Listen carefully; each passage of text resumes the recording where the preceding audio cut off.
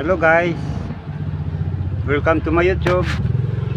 Yung first post ko po yung kanina, yung paglagay ko ng string, yung may sira number 3. Ito po siya, oh.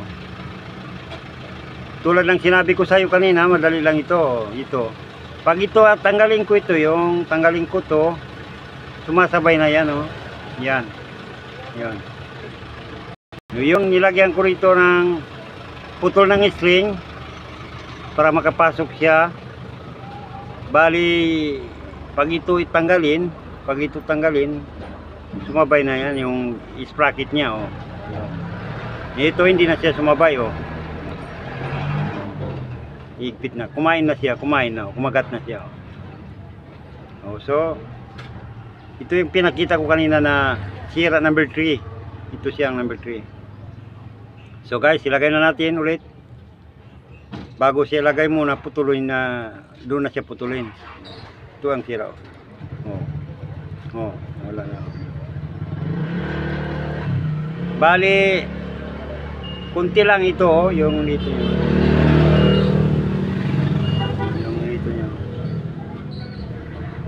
Yung copper niya kunti lang po siya na glue strip. So paglagay nito ng dalawang string, doon sa loob, bali magiging washer na to siya, hindi na siya higpit. So ito na ang number 3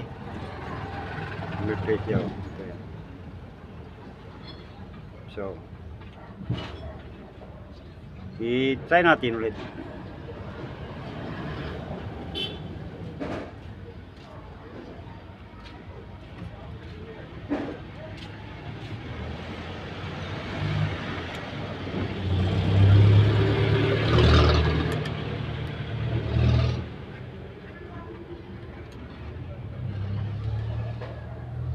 Yan po siya. Hindi siya kumagat.